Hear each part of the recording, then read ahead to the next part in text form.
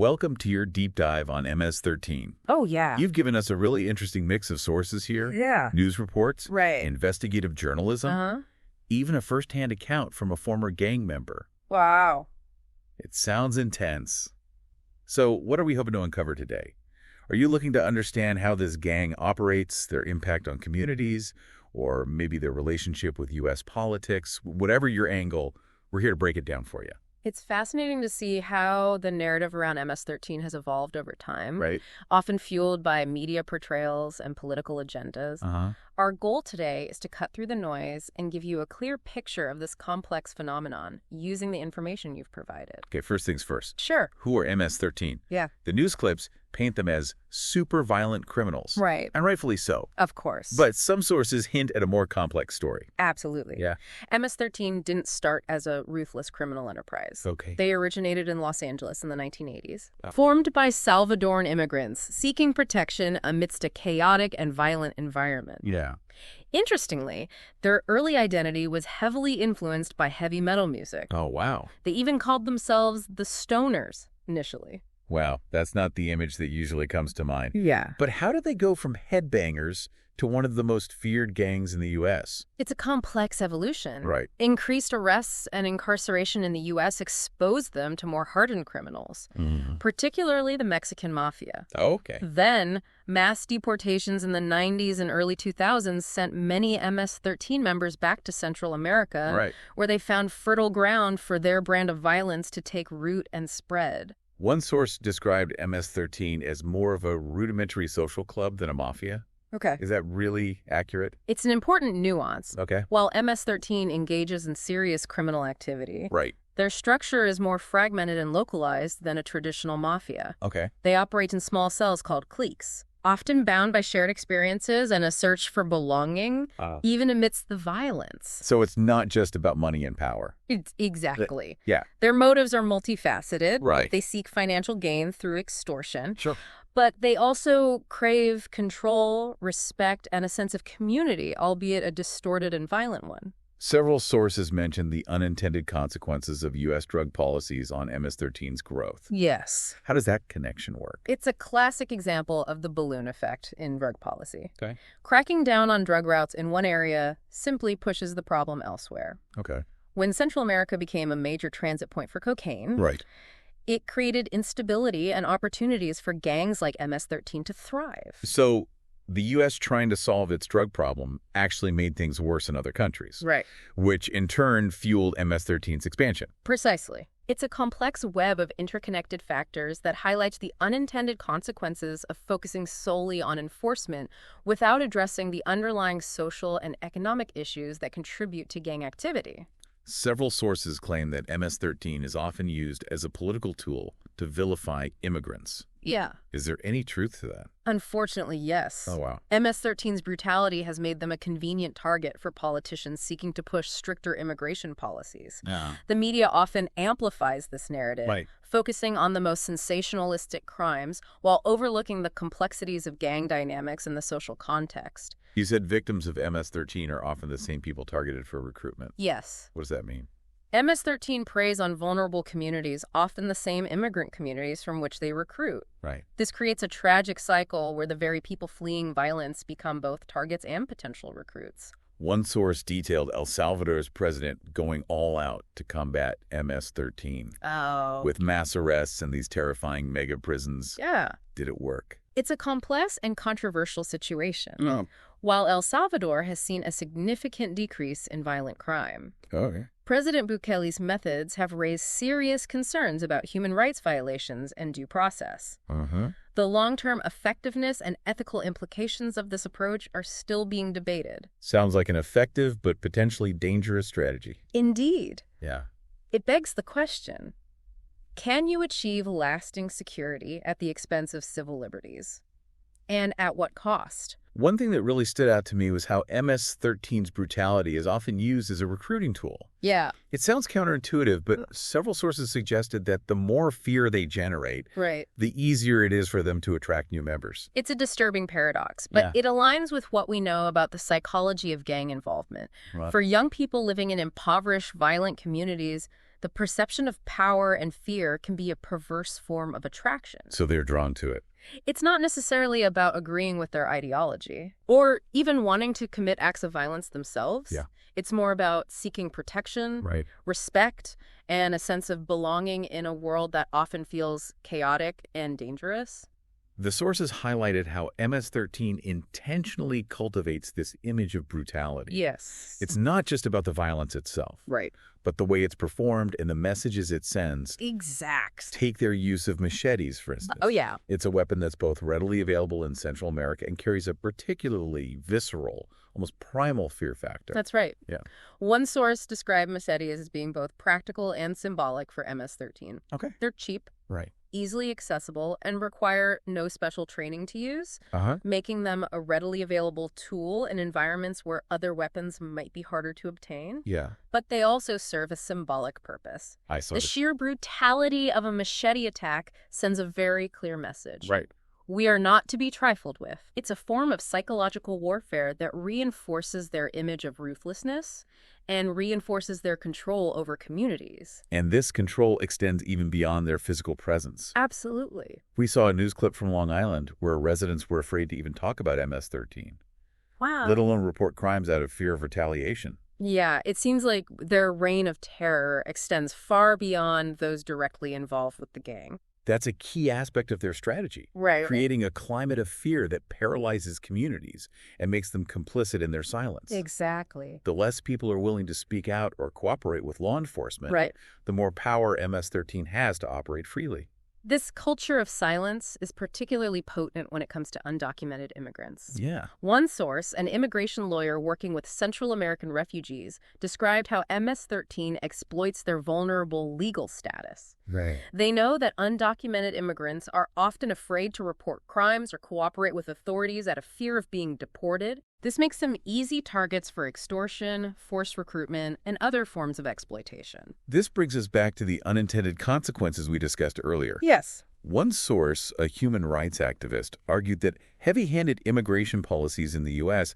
actually end up playing into MS-13's hands by creating a more hostile and restrictive environment for immigrants.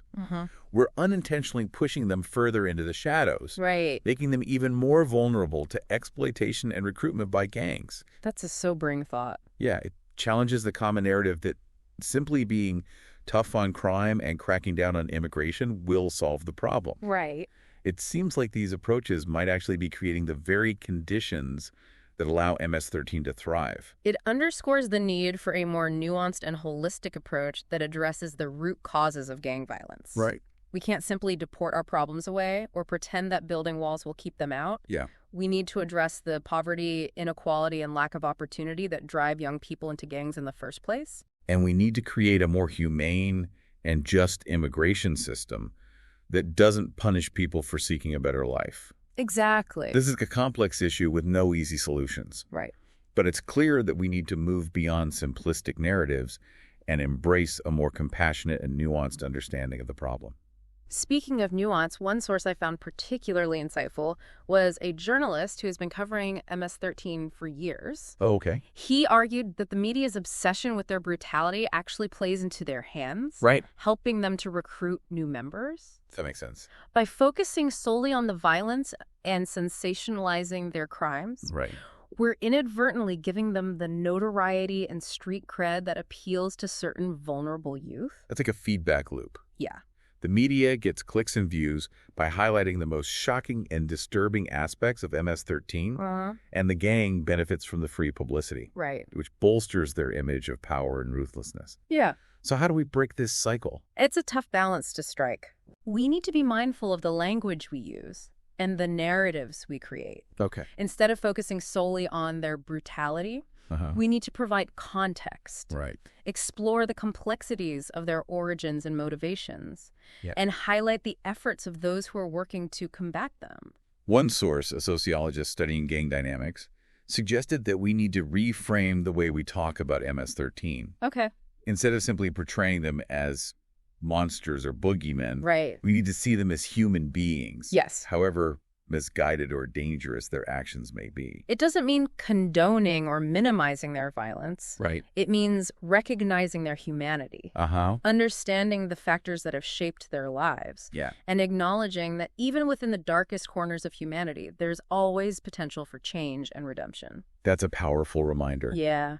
It challenges us to see beyond the stereotypes and to recognize that even the most hardened criminals are still human beings with complex stories and motivations. It also opens up the possibility of finding more effective and humane solutions. Right. If we can understand what drives young people to join MS-13 in the first place, we can start to address those root causes and offer alternative pathways that lead them away from violence and towards a better future. Yeah, absolutely. We can't simply arrest and incarcerate our way out of this problem. Right. We need to address the systemic issues that create fertile ground for gangs to thrive.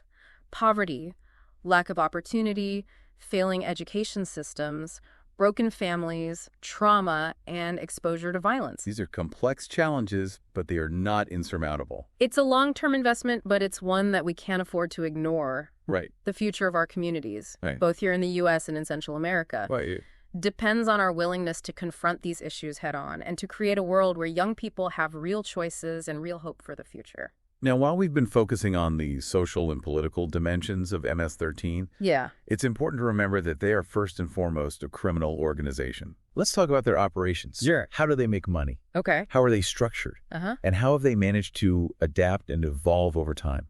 One of the key takeaways from the sources is that while MS-13 is deeply embedded in the drug trade, they're not your typical drug cartel. Right. They operate in a much more decentralized and opportunistic way, often acting as middlemen or parasites on existing trafficking networks. That's right. One source, a former DEA agent, described their involvement in the drug trade as more akin to street-level entrepreneurship than the sophisticated hierarchical structures of the Mexican cartels. So they're taking advantage of any opportunity. They're willing to exploit any opportunity to make money, whether it's extorting local businesses, running protection rackets, smuggling contraband, or trafficking drugs. They're not necessarily controlling vast territories or overseeing large-scale drug shipments. They're more focused on local-level operations and quick profits. This makes them both harder to track and harder to dismantle. Absolutely. They're not dependent on any one particular revenue stream or power structure. So targeting one area of their operations won't necessarily cripple the entire organization.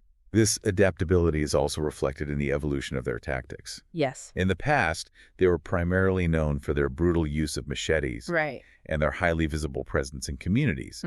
But as law enforcement cracked down, they adapted, becoming more discreet, more sophisticated, and more technologically savvy. One source, a security analyst who specializes in transnational criminal organizations, pointed to their increasing use of social media as a key example of their evolution. Oh, interesting. They use platforms like Facebook, WhatsApp, and Instagram to recruit new members, communicate with each other, coordinate their activities, and even extort victims. It's a reminder that we need to be constantly evolving our strategies to keep pace with their innovations. We can't fight 21st century crime with 20th century tactics. We need to invest in cybercrime units, train law enforcement officers in digital forensics, and develop strategies to counter their online presence. We also need to be mindful of the potential for them to exploit new technologies like cryptocurrency and the dark web to further their criminal enterprises. It's a constant game of cat and mouse. Yes. And we need to be one step ahead. This brings us to another disturbing aspect of their evolution. Okay. Their growing involvement in human trafficking. That's awful. It's a trend that has become increasingly prominent in recent years, and it speaks to their ruthlessness and their willingness to exploit vulnerable populations for profit. We saw a news report that detailed how MS-13 forces young women into prostitution, smuggles migrants across borders. Oh, wow. And even sells children into slavery. These crimes are not only horrific, they're also highly profitable. Yes. Providing the gang with a significant source of income and further solidifying their power and influence. It's a stark reminder that the fight against MS-13 is not just about addressing gang violence. It's about protecting human rights and combating all forms of exploitation and abuse. It's about creating a world where every individual is treated with dignity and respect, regardless of their background or circumstances. This deep dive is really highlighting the interconnectedness of these issues. Absolutely. It's not just about gangs. Right. It's about poverty, inequality, migration, human rights, and the complex dynamics of globalization. It's a reminder that we can't address one problem in isolation. Right. We need to see these issues as interconnected and work towards solutions that address the root causes, not just the symptoms. One of the things that really stood out to me was the resilience of the communities that MS-13 targets. Despite the fear, the violence, and the intimidation, we've seen remarkable examples of people standing up to the gangs and refusing to be silenced. We saw a documentary about a group of mothers in Honduras who formed a support group after their children were murdered by MS-13. Oh, wow. Instead of succumbing to grief and fear, they channeled their pain into action, working to raise awareness, support other families, and demand justice. Their courage and determination in the face of such unimaginable loss is truly inspiring. It's a reminder that even in the darkest of times, the human spirit can prevail. Absolutely. And that even in the most dangerous and oppressive environments, there will always be those who refuse to be broken, who fight for what's right, and who inspire others to do the same. We've also seen examples of brave law enforcement officials, journalists, and community activists who risk their lives every day to confront MS-13 and to create a better future for their communities. One article we read profiled a police detective in El Salvador who has dedicated his career to investigating MS-13 crimes. Wow. Despite facing countless threats and even surviving multiple assassination attempts. Oh, my goodness. He continues to pursue justice with unwavering determination. It's a testament to the courage and dedication of those who stand on the front lines of this fight. They are the unsung heroes who deserve our admiration and support. These stories of resilience and resistance give me hope. Me too. They remind me that even in the face of seemingly insurmountable challenges, there are people who are making a difference, who are fighting for a better world, and who are inspiring others to do the same. It's easy to get overwhelmed by the scale and complexity of the problem. But these stories remind us that change is possible, that hope is not lost, and that even small acts of courage and compassion can have a ripple effect. Speaking of hope, we came across some information about organizations that are working to provide alternatives to gang life for at-risk youth. That's an essential part of any long-term solution. We can't just focus on suppressing gangs. We need to provide young people with viable alternatives, with opportunities to create a better future for themselves. One source, a social worker who works with at-risk youth in Los Angeles, talked about the importance of creating safe spaces where young people can feel supported, mentored, and empowered to make positive choices. These safe spaces can take many forms.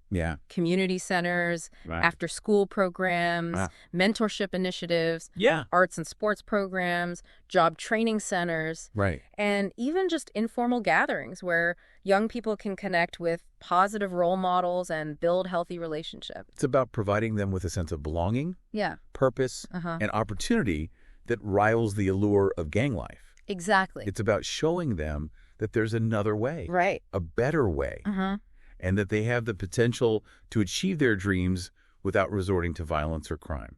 Another approach that seems promising is the use of restorative justice programs instead of simply punishing offenders. These programs focus on repairing the harm caused by crime, bringing together victims, offenders, and community members to facilitate dialogue, build understanding, and find ways to heal and move forward.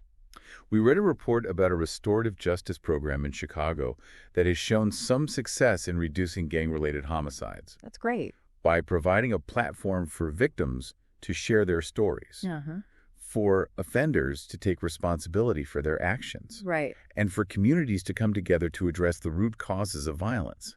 These programs offer a path towards healing and reconciliation. They also recognize that the traditional criminal justice system, with its emphasis on punishment and retribution, often fails to address the underlying issues that lead to crime in the first place. So it's not really solving anything. By focusing on restoration and rehabilitation, restorative justice programs offer offer a more holistic and humane approach that can help to break the cycle of violence and create a more just and peaceful society. This deep dive has really been an emotional roller coaster. It has. We've encountered stories of horrific violence and heartbreaking loss. Right. But we've also seen examples of incredible courage, resilience, and compassion. It's a reminder that the human experience is full of contradictions. Yeah. That even in the darkest of places, there's always potential for light. And that even in the face of overwhelming challenges, the human spirit can endure and even thrive. As we wrap up this deep dive into MS-13, I keep coming back to this one question. Yeah. If we know what fuels gang activity, poverty, lack of opportunity, exposure to violence, why haven't we been able to effectively address the problem? It's a question that haunts policymakers, researchers, and communities alike. Yes. One source, a former gang member who now works to prevent youth from joining gangs, offered a perspective I found particularly insightful. He said that we often treat the symptoms of gang violence without addressing the underlying disease. That's a powerful analogy. Yeah. What are some of the diseases he was referring to? Well, he pointed to systemic issues like poverty, inequality, and racial discrimination. He argued that these create an environment where gangs can easily take root. It makes sense. These are deep-seated issues that have plagued societies for generations.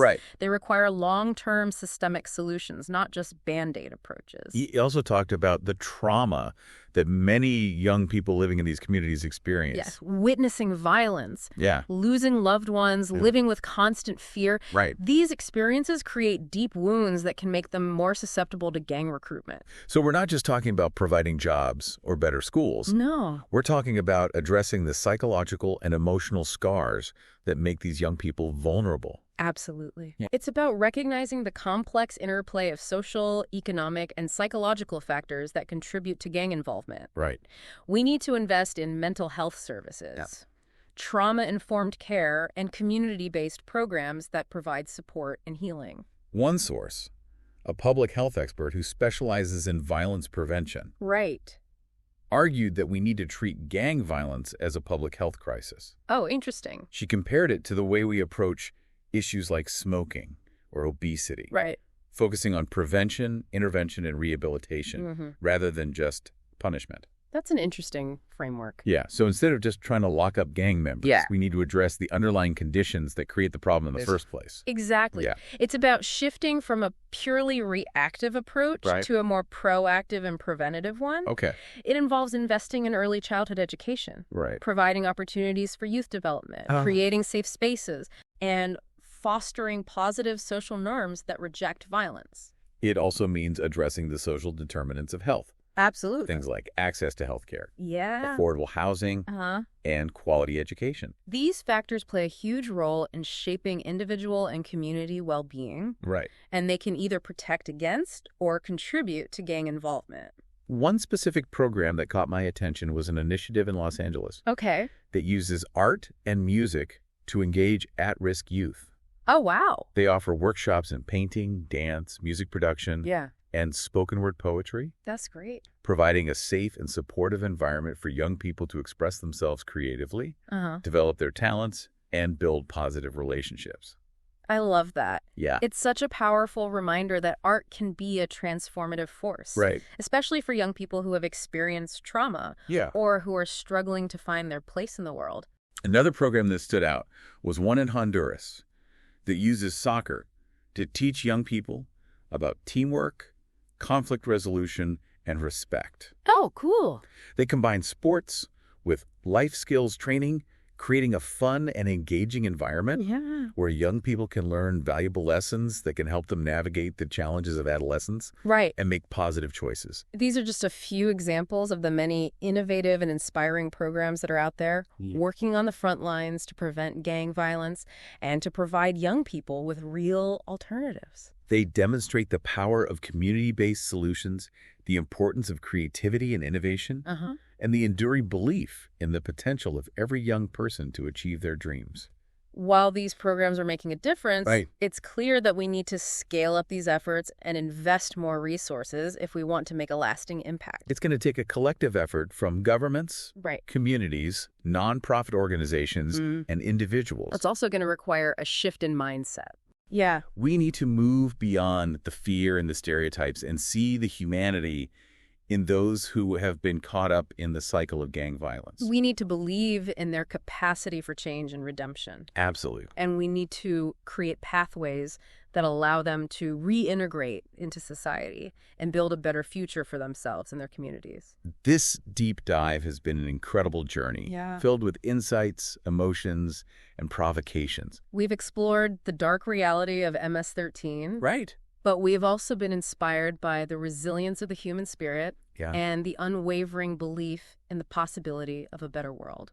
I hope this deep dive has equipped you with a deeper understanding of the complexities surrounding MS-13, Right. the challenges they pose, and the potential solutions that exist. As you continue to learn and explore, remember that this is not just an academic exercise. Right. It's a call to action, We all have a role to play in creating a world where gangs are no longer a threat. where communities are safe and thriving, and where every young person has the opportunity to reach their full potential. We can support organizations working to prevent gang violence and to rehabilitate former gang members. We can advocate for policies that address the root causes of poverty, inequality, and violence. We can challenge the stereotypes and the fear-mongering that often surround this issue. Right. And we can choose to see the humanity in everyone, even those who have made terrible mistakes. The fight against MS-13 is not just about gangs. It's about creating a more just and equitable world for all. It's a fight worth fighting, It is. and it's a fight that we can win if we work together.